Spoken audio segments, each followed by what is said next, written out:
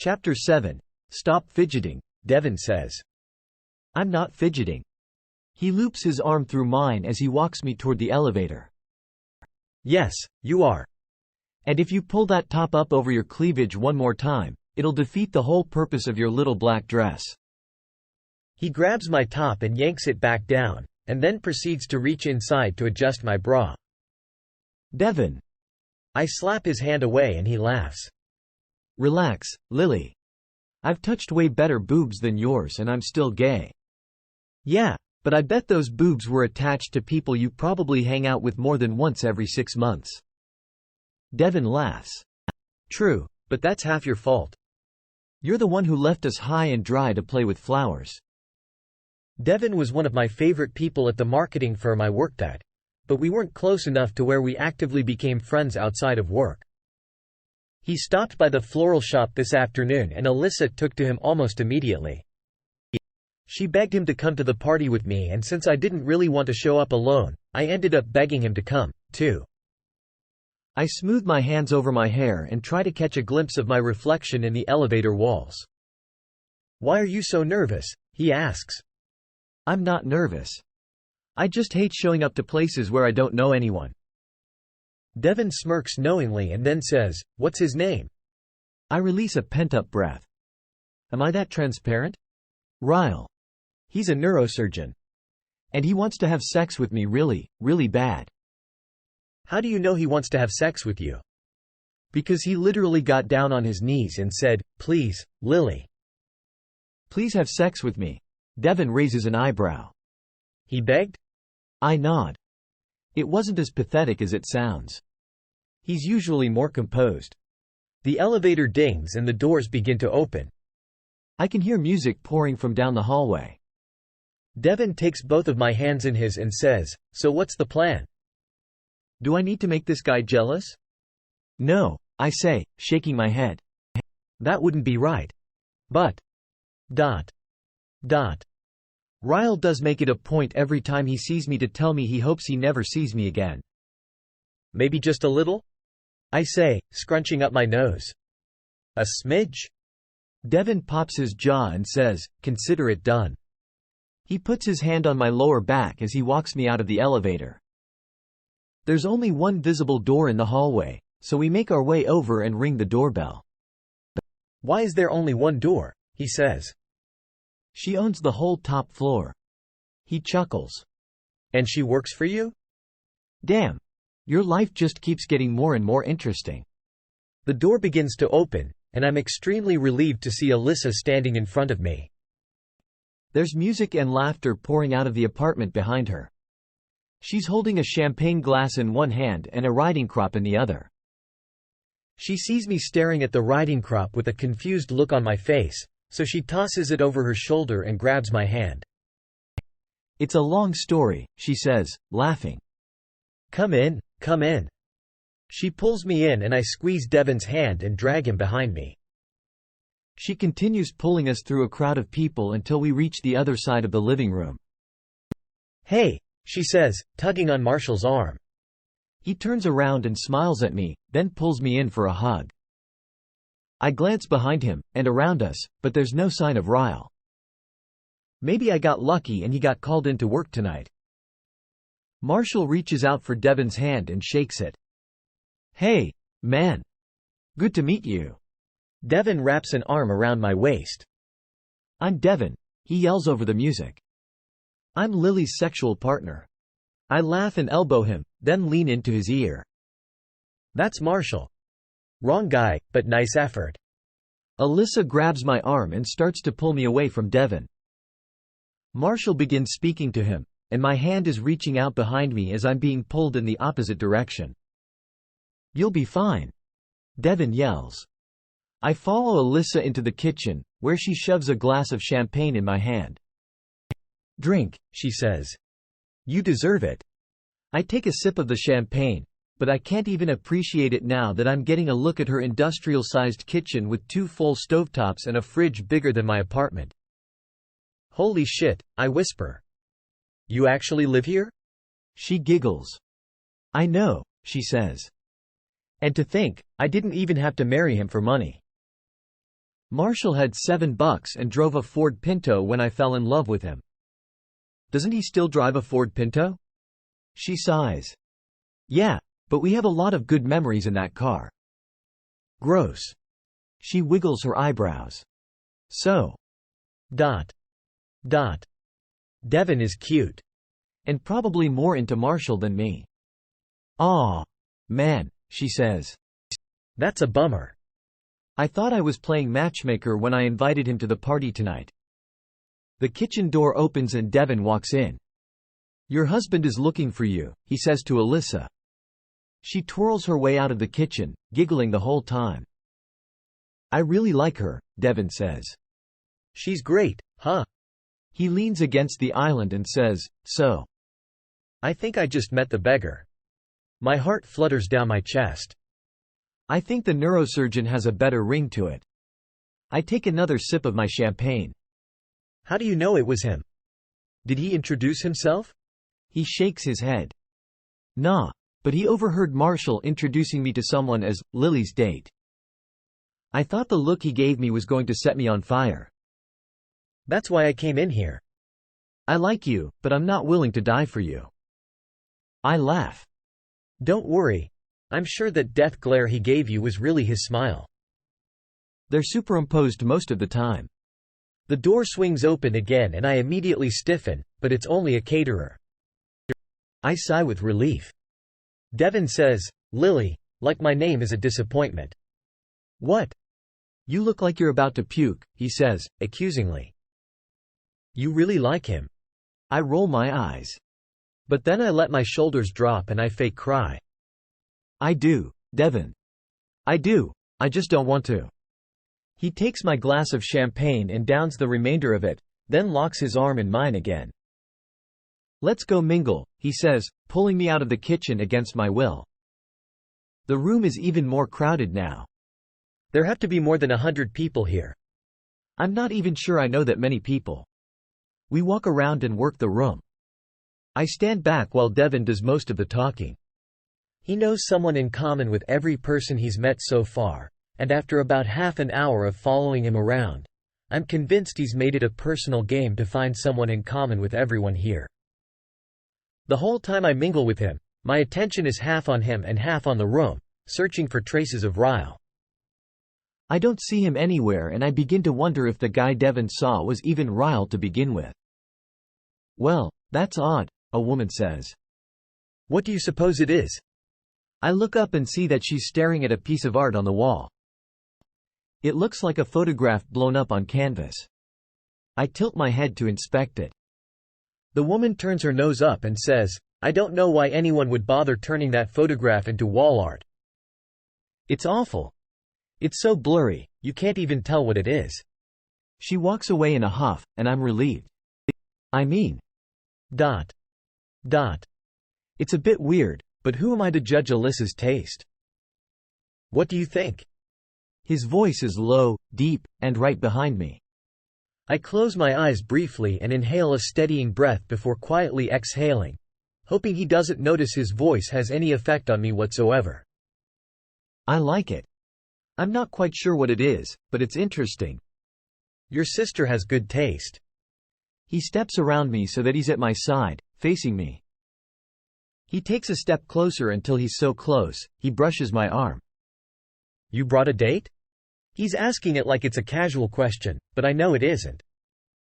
When I fail to respond, he leans in until he's whispering in my ear. He repeats himself, but this time it isn't a question. You brought a date.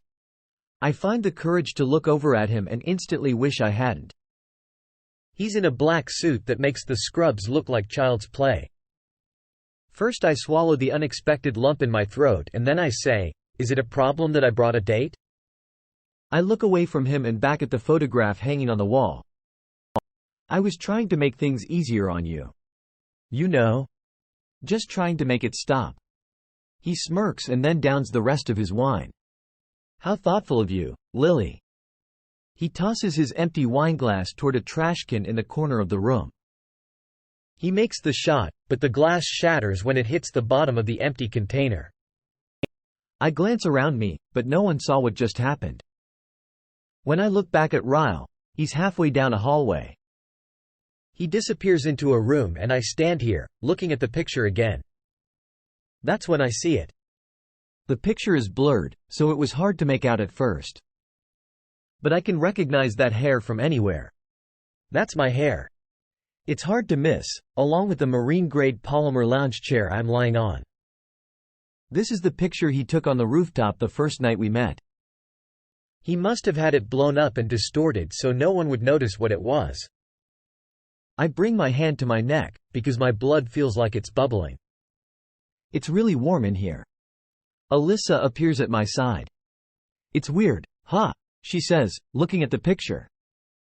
I scratch at my chest. It's really hot in here, I say. Don't you think? She glances around the room. Is it? I hadn't noticed, but I'm a little drunk. I'll tell Marshall to turn on the air. She disappears again, and the more I stare at the picture, the angrier I get. The man has a picture of me hanging in the apartment. He bought me flowers.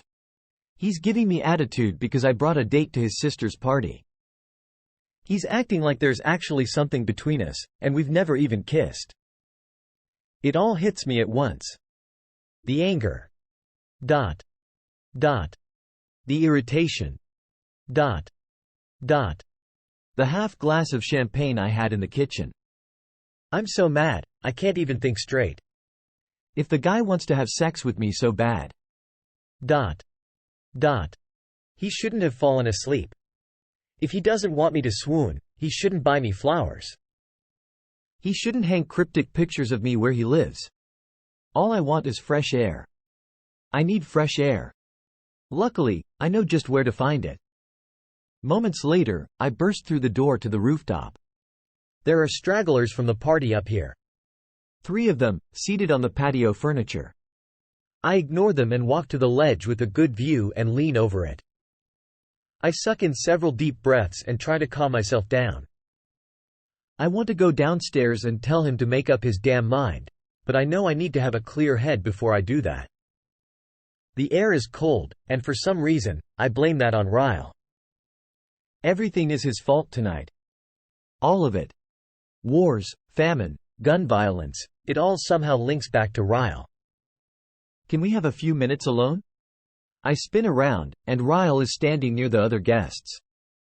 Immediately, all 3 of them nod and begin to stand up to give us privacy.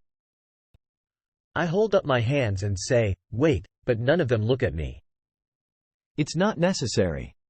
Really, you don't have to leave. Ryle stands stoically with his hands in his pockets while one of the guests mutters, it's fine, we don't mind. They begin to file back down the stairwell. I roll my eyes and spin back toward the ledge once I'm alone with him. Does everyone always do what you say? I ask, irritated. He doesn't respond. His footsteps are slow and deliberate as he closes in on me.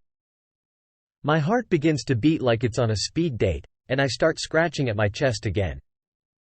Lily, he says from behind me. I turn around and grip the ledge behind me with both hands. His eyes journey down to my cleavage. As soon as they do, I yank at the top of my dress so he can't see it, and then I grip the ledge again. He laughs and takes another step closer. We're almost touching now, and my brain is mush. It's pathetic. I'm pathetic. I feel like you have a lot to say, he says. So I'd like to give you the opportunity to speak your naked truth. Ha! I say with a laugh. Are you sure about that? He nods, so I prepare to let him have it. I push against his chest and make my way around him so that he's the one leaning against the ledge now. I can't tell what you want, Ryle. And every time I get to the point where I start to not give a shit, you show up again out of the blue. You show up at my work, you show up at my apartment door, you show up at parties, you. Quote. I live here, he says, excusing the last one.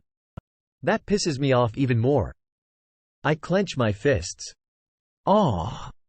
You're driving me crazy. Do you want me or do you not? He stands up straight and takes a step toward me. Oh, I want you, Lily. Make no mistake about that. I just don't want to want you. My whole body sighs at that comment. Partly out of frustration and partly because everything he says makes me shiver and I hate that I allow him to make me feel like this. I shake my head.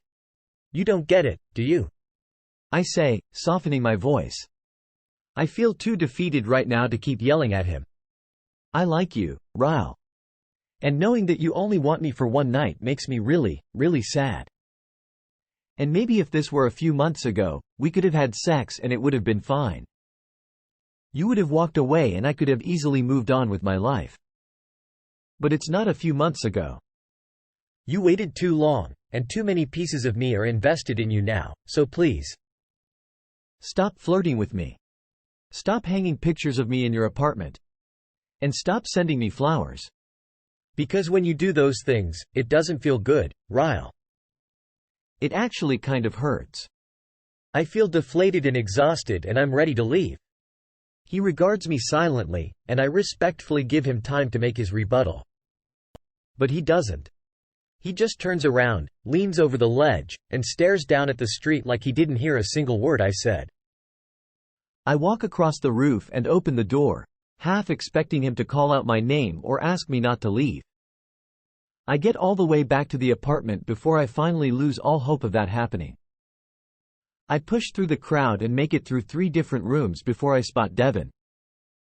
When he sees the look on my face, he just nods and begins to make his way across the room toward me. Ready to go? He asks, looping his arm through mine. I nod. Yes.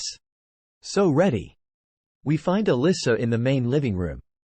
I tell her and Marshall goodnight, using the excuse that I'm just exhausted from opening week and I'd like to get some sleep before work tomorrow. Alyssa gives me a hug and walks us to the front door. I'll be back on Monday, she says to me, kissing me on the cheek. Happy birthday, I say to her. Devin opens the door, but right before we step into the hallway, I hear someone yell my name. I turn around and Ryle is pushing through the crowd on the other side of the room.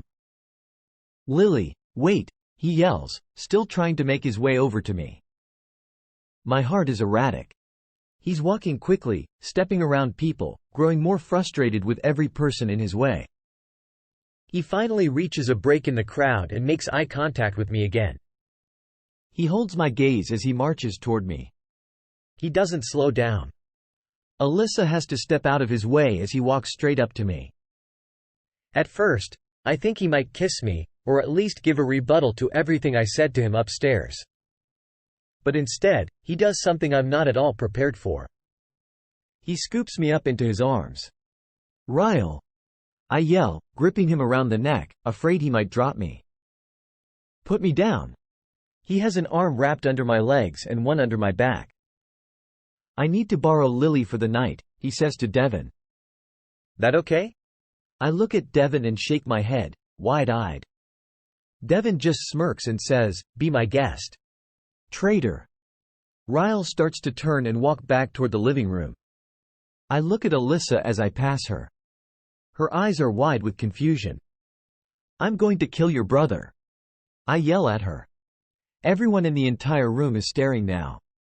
I'm so embarrassed, I just press my face against Ryle's chest as he walks me down the hallway and into his bedroom. Once the door is shut behind us, he slowly lowers my feet back to the floor. I immediately start to yell at him and try to push him out of the way of the bedroom door, but he spins me and shoves me against the door, grabbing both of my wrists. He presses them against the wall above my head and says, Lily? He's looking at me so intently, I stop trying to fight him off of me and I hold my breath. His chest is pressing against mine, my back is pressed to the door. And then his mouth is on mine. Warm pressure against my lips. Despite the strength behind them, his lips are like silk. I'm shocked at the moan that rushes through me, and even more shocked when I part my lips and want more. His tongue slides against mine and he releases my wrists to grab my face. His kiss grows deeper and I grasp at his hair, pulling him closer, feeling the kiss in my entire body. Both of us become a medley of moans and gasps as the kiss brings us over the edge, our bodies wanting more than our mouths can deliver. I feel his hands as he reaches down and grabs my legs, lifting me up and hooking them around his waist. My God, this man can kiss. It's as if he takes kissing as seriously as he takes his profession. He begins to pull me away from the door when I'm hit with the realization that yes, his mouth is capable of a lot. But what his mouth has failed to do is respond to everything I told him upstairs. For all I know, I've just given in. I'm giving him what he wants, a one-night stand. And that's the last thing he deserves right now. I pull my mouth from his and push on his shoulders. Put me down. He keeps walking toward his bed, so I say it again. Ryle, put me down right now. He stops walking and lowers me to the floor. I have to back away and face the other direction to gather my thoughts. Looking at him while I still feel his lips on mine is more than I can deal with right now. I feel his arms go around my waist, and he rests his head on my shoulder. I'm sorry, he whispers. He turns me around and brings a hand up to my face and brushes his thumb across my cheek. It's my turn now, okay? I don't respond to his touch. I keep my arms folded across my chest and wait to hear what he has to say before I allow myself to respond to his touch. I had that picture made the day after I took it, he says. It's been in my apartment for months now, because you were the most beautiful thing I'd ever seen and I wanted to look at it every single day. Oh. And that night I showed up at your door? I went searching for you because no one in the history of my life has ever crawled under my skin and refused to leave like you did. I didn't know how to handle it. And the reason I sent you flowers this week is because I am really, really proud of you for following your dream. But if I sent you flowers every time I've had the urge to send you flowers, you wouldn't even be able to fit inside your apartment. Because that's how much I think about you. And yes, Lily. You're right. I'm hurting you, but I'm hurting, too. And until tonight. I didn't know why. I have no idea how I even possibly find the strength to speak after that. Why are you hurting? He drops his forehead to mine and says, because. I have no idea what I'm doing. You make me want to be a different person, but what if I don't know how to be what you need? This is all new to me and I want to prove to you that I want you for so much more than just one night. He looks so vulnerable right now. I want to believe the genuine look in his eye, but he's been so adamant since the day that I met him that he wants the exact opposite of what I want. And it terrifies me that I'll give in to him and he'll walk away. How do I prove myself to you, Lily? Tell me and I'll do it. I don't know. I barely know the guy. I know him enough to know that sex with him won't be enough for me, though. But how do I know sex won't be the only thing he wants? My eyes instantly lock with his. Don't have sex with me. He stares at me for a moment, completely unreadable. But then he starts to nod his head like he's finally getting it. Okay, he says, still nodding. Okay. I will not have sex with you, Lily Bloom. He walks around me to his bedroom door and he locks it. He flips off the light, leaving only a lamp on, and then takes off his shirt as he walks toward me. What are you doing? He tosses his shirt on a chair and then slips off his shoes. We're going to sleep. I glance at his bed. Then at him. Right now? He nods and walks over to me. In one swift movement, he lifts my dress up and over my head, until I'm standing in the middle of his bedroom floor in my bra and panties. I cover myself, but he doesn't even look twice. He pulls me toward the bed and lifts the covers for me to crawl in. As he's walking over to his side of the bed he says, "It's not like we haven't slept together before without having sex." Piece of cake. I laugh. He reaches his dresser and plugs his phone into a charger. I take a moment to skim his bedroom. This certainly isn't the type of spare bedroom I'm used to. 3 of my bedrooms could fit in here. There's a couch against the other wall, a chair facing a television and a full office off the bedroom that looks complete with a floor-to-ceiling library. I'm still trying to see everything around me when the lamp goes off. Your sister is really rich, I say as I feel him pull the covers over both of us. What the hell does she do with the $10 an hour I pay her? Wipe her ass with it? He laughs and grabs my hand, sliding his fingers through mine. She probably doesn't even cash the checks, he says. Have you ever checked? I haven't. Now I'm curious. Good night, Lily, he says. I can't stop smiling, because this is kind of ridiculous. And so great. Good night, Ryle. I think I might be lost. Everything is so white and so clean, it's blinding. I shuffle through one of the living rooms and try to find my way to the kitchen. I have no idea where my dress ended up last night, so I pulled on one of Ryle's shirts. It falls past my knees, and I wonder if he has to buy shirts that are too big for him just so they'll fit his arms. There are too many windows and way too much sun, so I'm forced to shield my eyes as I go in search of coffee. I push through the kitchen doors and find a coffee maker. Thank you, Jesus. I set it to brew and then go in search for a mug when the kitchen door opens behind me. I spin around and I'm relieved to see that Alyssa isn't always a perfect concoction of makeup and jewelry. Her hair is in a messy topknot and mascara is smeared down her cheeks. She points at the coffee maker. I'm gonna need me some of that, she says. She pulls herself up on the island and then slouches forward. Can I ask you a question? I say. She barely has the energy to nod. I wave my hand around the kitchen. How did this happen? How in the hell did your entire house become spotless between the party last night and me waking up just now? Did you stay up and clean? She laughs. We have people for that, she says. People? She nods. Yep. There are people for everything, she says. You'd be surprised.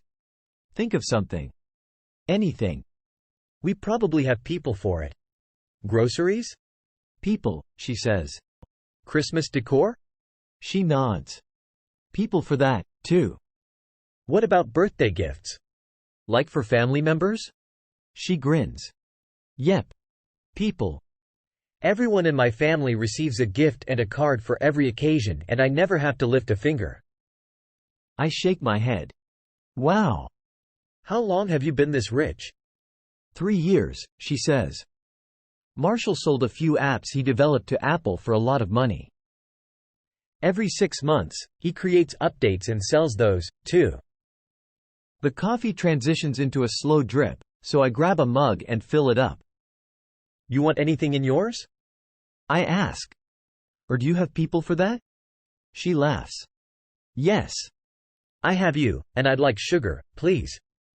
I stir some sugar into her cup and walk it over to her, then pour myself a cup. It grows quiet for a while as I mix in creamer, waiting for her to say something about me and Ryle. The conversation is inevitable. Can we just get the awkwardness out of the way? She says. I sigh, relieved. Please. I hate this. I face her and take a sip of my coffee. She sets hers down beside her and then grips the countertop. How did that even happen? I shake my head, trying my best not to smile like I'm love-struck. I don't want her to think I'm weak, or a fool for giving in to him. We met before I knew you. She tilts her head. Wait, she says. Before we got to know each other better or before we knew each other at all? At all, I say. We had a moment one night, about 6 months before I met you. A moment? She says. As in. ... A one-night stand? No, I say. No, we never even kissed until last night. I don't know, I can't explain it. We just had this sort of flirtation thing going on for a really long time and it finally came to a head last night. That's all. She picks up her coffee again and takes a slow drink from it. She stares down at the floor for a while and I can't help but notice she looks a little sad. Alyssa? You're not mad at me, are you? She immediately shakes her head. No, Lily. I just... ... She sets down her coffee cup again. I just know my brother. And I love him. I really do. But... But what? Alyssa and I both look in the direction of the voice. Ryle is standing in the doorway with his arms folded across his chest. He's wearing a pair of gray jogging pants that are barely hanging onto his hips. no shirt. I'll be adding this outfit to all the other ones I've cataloged in my head. Ryle pushes off the door and makes his way into the kitchen. He walks over to me and takes my cup of coffee out of my hands. He leans in and kisses me on the forehead, then takes a drink as he leans against the counter. I didn't mean to interrupt, he says to Alyssa. By all means, continue your conversation. Alyssa rolls her eyes and says, stop. He hands me back my cup of coffee and turns around to grab his own mug. He begins to pour from the pot. It sounded to me like you were about to give Lily a warning. I'm just curious as to what you have to say. Alyssa hops off the counter and carries her mug to the sink. She's my friend, Ryle. You don't have the best track record when it comes to relationships. She washes out the mug and then leans her hip into the sink, facing us. As her friend, I have the right to give her my opinion when it comes to the guys she dates. That's what friends do. I'm suddenly feeling uncomfortable as the tension grows thicker between the two of them. Ryle doesn't even take a drink of his coffee. He walks toward Alyssa and pours it out in the sink. He's standing right in front of her, but she won't even look at him. Well, as your brother, I would hope you had a little more faith in me than you do. That's what siblings do. He walks out of the kitchen, shoving the door open. When he's gone, Alyssa takes a deep breath. She shakes her head and pulls her hands up to her face. Sorry about that, she says, forcing a smile. I need to shower. You don't have people for that? She laughs as she exits the kitchen. I wash my mug in the sink and head back to Ryle's bedroom. When I open the door, he's sitting on the couch, scrolling through his phone. He doesn't look up at me when I walk in, and for a second, I think he might be mad at me, too. But then he tosses his phone aside and leans back into the couch. Come here, he says. He grabs my hand and pulls me down on top of him so that I'm straddling him. He brings my mouth to his and kisses me so hard, it makes me wonder if he's trying to prove his sister wrong. Ryle pulls away from my mouth and slowly rakes his eyes down my body. I like you in my clothes. I smile. Well, I have to get to work, so unfortunately, I can't keep them on. He brushes the hair from my face and says, I have a really important surgery coming up that I need to prepare for. Which means I probably won't see you for a few days. I try to hide my disappointment, but I have to get used to it if he really wants to try and make something work between us. He's already warned me that he works too much. I'm busy, too. Grand opening is on Friday. He says, oh, I'll see you before Friday. Promise. I don't hide my grin this time. Okay. He kisses me again, this time for a solid minute. He starts to lower me to the couch, but then he shoves away from me and says, Nope. I like you too much to make out with you. I lie down on the couch and watch him get dressed for work. To my enjoyment, he puts on scrubs.